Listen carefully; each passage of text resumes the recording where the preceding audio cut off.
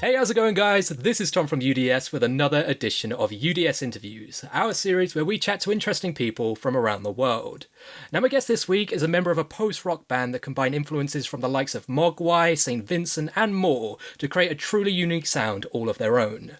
Here to talk about how they're staying creative in lockdown, it is my pleasure to introduce a member of arguably the most handsomest band performing today, Chris Anderson of New Ghost.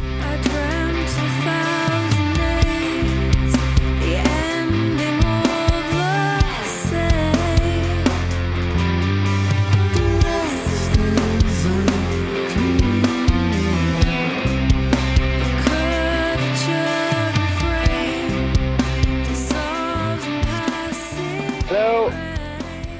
How the devil are you, Chris? I am not bad. Yeah, I've just been for a big walk with my little dog. So, yeah, feeling refreshed. What sort of dog do you have? It's a West Highland Terrier.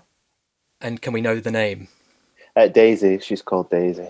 Oh, very cute, very cute. My girlfriend's dog is called Daisy as well. It's a good name. Yeah. I think she's currently in the kitchen angling for treats. So. Well, we'll try and keep this brief because dogs are the priority. They are the purest of us. It's true.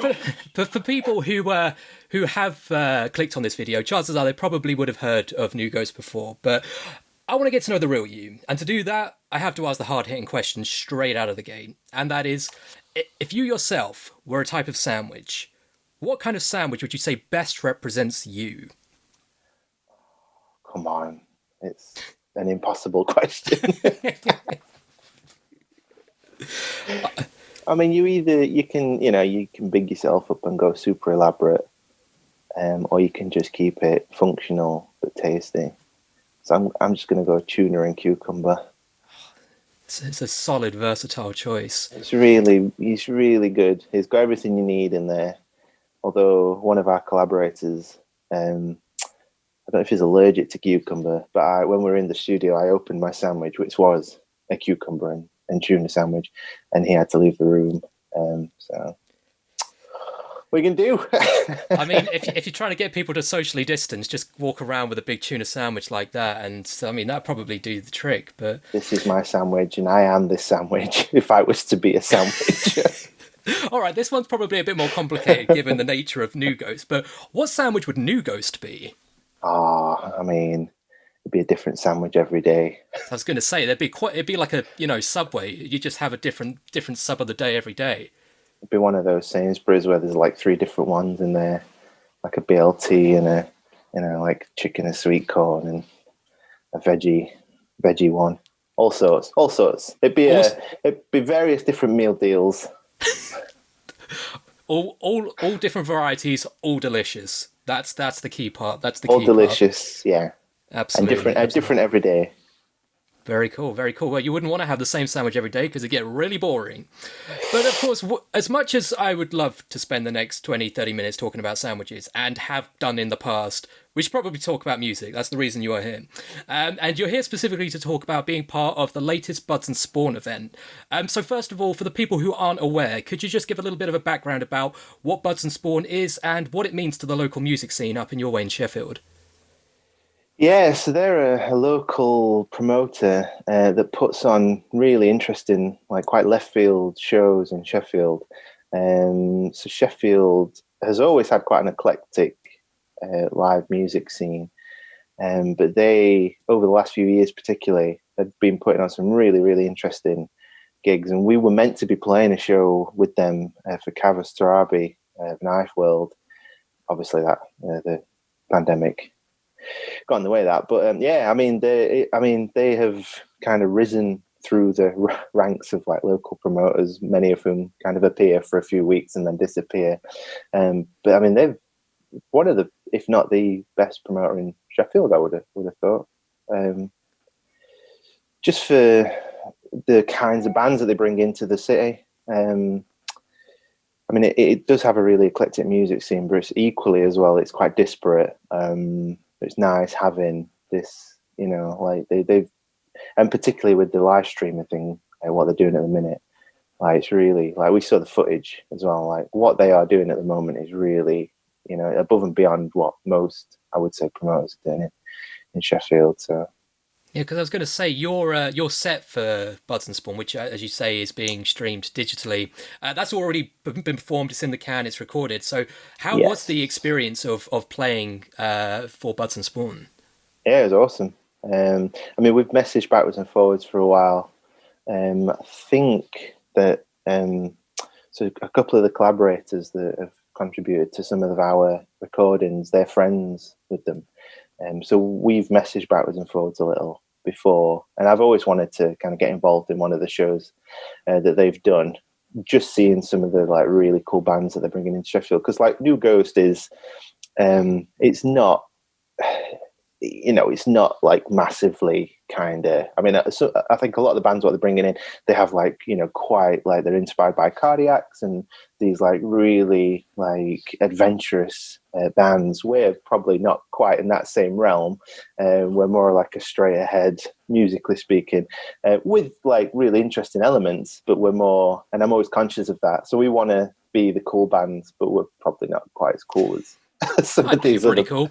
other bands, but yeah, it's like I've got a perpetual inferiority complex, so I was just trying to like, I think all the yeah, best creatives do, don't they? I mean, if you don't second guess yourself all the time, are you even a creative? Is the way I look at it. maybe, But one of the things that, because being from the most southern of South as I am, I wasn't aware of Buds and Spawn, and so I was doing a bit of research ahead of time. I thought it was really cool that the tickets for this live stream are on a sliding scale of price. So yeah, you can either donate, I think it's up to £10, and then there's a £5 tier, and then if you're unable to contribute, you can still get in on a free ticket, which I think is a really, really cool way of being inclusive, particularly in a time like now, to make sure no yeah, one yeah, is left out of the scene.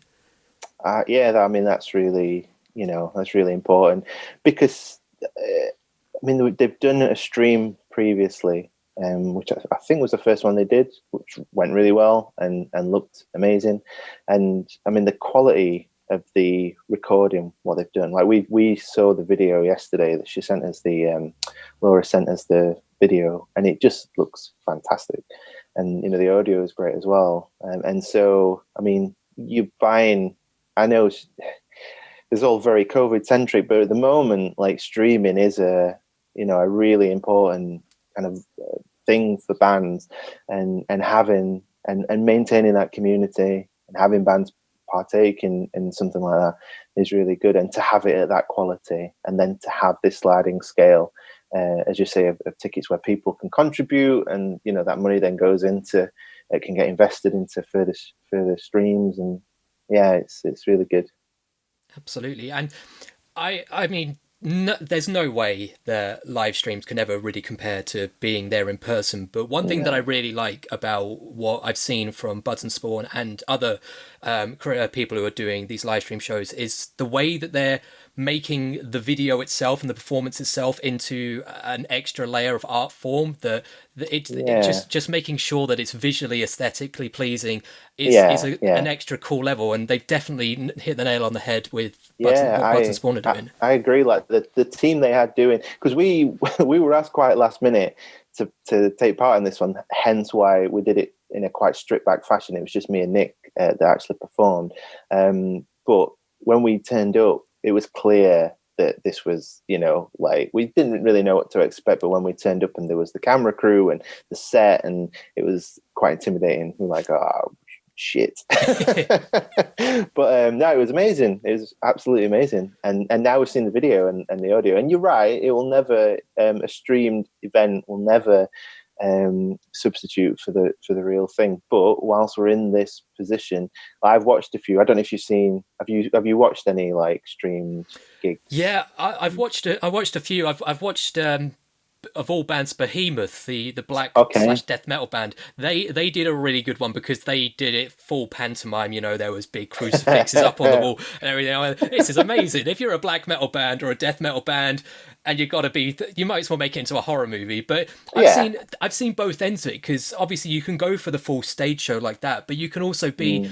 a band in your bedroom, and that's got its own appeal Yeah. because it is sort of it's so stripped back. It is just you and the audience behind a webcam, really. So, as much as you say, Yeah. it won't replace everything. It is a nice. It's a novelty. It's a novelty that we probably touch wood won't get another time like this in our lifetimes. So it's going to be something that I don't think any of us are going to forget. Is this period where everyone was sort of had this little sneak peek behind the curtain with all these stream shows. We're in. I mean, we're in quite an interesting time at the moment as well. I mean, just seeing what's happening with the streaming thing. I mean, everyone. You only. I know you've deleted your Twitter account. But there's quite a big conversation ongoing about the streaming situation. So the chap from Gomez, I forgot his name. I think it's Tom. Maybe he's just been involved in the. They've done like a, what do you call it? The government, they've had like a committee meeting or something where he was asked, there's like a few different musicians were asked to sit in and do, and that's really interesting to watch and just see how that's going to pan out. I mean, I can't see this government making any changes to that, to be honest. But it's important for it to be on the agenda. And you're right, streaming hopefully is an interim measure. But it is interesting. And like Bandcamp have just rolled out their live streaming thing as well. So I mean, yeah, it will never substitute, but like you say, there is an audience for that, and it can be quite like you can, like you say, like I could go at my conservatory's just over there, and I've got all my amp and stuff set up, so I could go in there and just like stream something from there, and that's what you want, that instant thing. I've seen a few. Van Art did one, just like an Instagram thing, which was really cool. I'm a big fan of Van Art and Ocean Size and things. The Biffy Clyro one was really good. I watched that. And you can plan, you can kind of plan ahead, get some snacks in and get a drink and just kind of, if you're in that headspace to engage with it, whilst it's not going to substitute. I mean, the Biffy one was really interesting because it was quite theatrical. And they'd got like mannequins and props all over the place, and it was really well put together thing. So, but yeah, I've seen a few. That was one of the better ones I've seen. But it is difficult because it is prohibitively expensive to put on something like that. So, and if you're a music fan and you want bands to succeed, it is important to engage in this type of thing. Absolutely, it's one of those lose it or use it things. Yeah, another one that I really like was Jamie Lemon of Ruben fame. Oh yeah.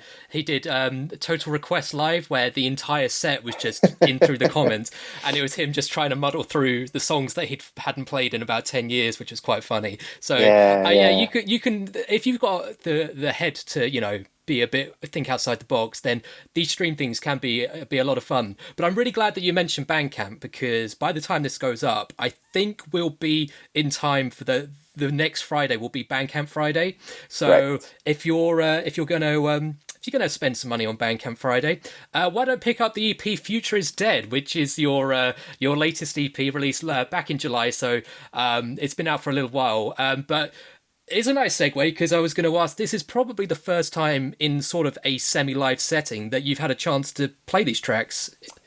Yeah, I mean the band itself, I don't know how kind of far back you want to go into the formation and things, but the band wasn't really formed to be a live thing. It was, I mean, I love being in the studio, and a couple of the other collaborators, they love being in the studio. It's like our little womb, so that's our preferred environment. But I love playing live as well. So when we recorded the mini album, once we had realized what we'd got, and we did want to then play it live. Similarly with the EP, I mean, the EP was recorded much more with we should probably try and play this live. But it's just, and then obviously the pandemic hit. But yeah, it's been really frustrating not being able to play it, but we've had a really good response to it though. So yeah, we've had probably a bigger response to this than we did with the mini LP that we released last year. That's awesome. That's awesome. And hopefully it won't be long before people, well, I say it won't be long. Hopefully it'll be within the next, few months that we finally be able to hear them live. But I won't hold my breath. But one of the things that everyone has been able to do in the interim is consume a bloody ton of media, whether it be video games, movies, everything and more. And that's sort of our wheelhouse here at UDS. We talk about the breadth of pop culture. So with that in mind, if you could have a new Ghost track featured in anything, whether it be a movie, a game, TV show, anything and more, what would it be? Quite like one of our tracks to be in a Chris Nolan film. I don't know. Or Charlie Kaufman film. Did you see the last Charlie Kaufman? Is it what's it called? Thinking of Ending Things. No, I didn't see that. Oh, really? It's No. good. It's pretty strange. But yeah, it'd be cool to have something feature in like a closing montage. I could definitely see that. That's sort of that slightly offbeat thing. But I mean, if you got Chris Nolan, then think of the exposure. The exposure alone has got to be worthwhile. We'd need more horns. We'd need them. We'd need more of that. Well, that's for the next release. That's for the next release. The repeating big piano motif and the big swells of the. It's got somehow some sort of audible time travel as well, just for good measure. There has to be a time element to it. The songs sound the same if you play them backwards. It's sort of like a palindromic song. Yeah. There you go. Something like that. I don't know. They never take my ideas as gospel because most of them are shit. But anyway, obviously, as we've sort of alluded to throughout this, no one can really plan for any real time, let it be short term, long term, mid term, whatever.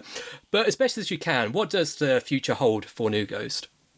I mean, we're managing to record. We started recording something which I think is probably going to turn into a second album or the first proper album. I don't know. First album was like a mini album, I guess. What constitutes an album? It's 8 tracks, 35 minutes long, I think. Our first record. I think that counts as an album. I've heard of shorter albums. So how long was Dude Ranch? All I know is it was 3 chords throughout. Just played over Enema and over of again. the State was 32 minutes. So anything beyond anything in that kind of ballpark. So the last question that we traditionally end on is a equally silly one, as most of the questions we ask are, but bear with me. The name of this show is Upside Down Shark, and don't ask me why it's Upside Down Shark. It's a name we thought up many moons ago, and we're in way too deep to change it now. But with that in mind, what is your favourite shark? And it can be real, it could be fictional, it could be a shark from a movie or a shark from real life. But what would you say your favourite shark is? It's probably the hammerhead shark, and just because I was kind of obsessed with it when I was little. I used to have these aquatic books when I was young. I used to subscribe to. There was one where you could build a shark every week, and you got the little plastic pieces. I was kind of obsessed with the hammerhead shark. And I would sit and draw it. Couldn't believe it was real. I didn't think it was real for quite a long time, and then it was like, oh, it's actually a real shark. It doesn't look like it should be real, and it's a shark that also doubles up as a tool, so you get 2 for 1 on that one. So this is it, Black & Decker. That's it. I mean, that's evolution at work, baby. But anyway, it's been a real pleasure speaking to you, Chris. The last real question I've got to ask you is, where can people find you guys online? Probably best just heading over to Bandcamp, so newghostband.bandcamp.com. We've got the EP on there. We've got a little mini album that we recorded as well, both on there. And if you want to pick it up next week, would be a good time as any to stick it in your shopping basket, your virtual Bandcamp shopping basket. That's the ticket. Yeah. And we were on, Spotify and elsewhere, and we've got a couple of videos. I made a couple of videos in lockdown for a few of the EP tracks. So check those out. They're pretty cool. And just as we're on Twitter, we're on Facebook, and we've got some more recordings coming, so you can see what we're up to. It's quite a wealth of contributors that are playing with us, because the band itself is a bit of a collaboration between various different people, and so we're trying to get some people contribute to the next thing, which is going to be quite exciting. We've got a few that we're trying to chase down and get joining in. So that should be good. Very cool, very cool. And if we can't catch him before, make sure to catch him at 10th of December. I believe I got the date correct. Yes, 10th of December. We'll put the link in the description below for Buds and Spawns, so everyone can find it there ahead of time. Yeah, I would recommend. It's going to be really good. I mean, there's those, say, Pat, who are going to be doing like a art piece, and there's Stuart from Bad Owl. Bad Owl, one of the best promoters as well in the country.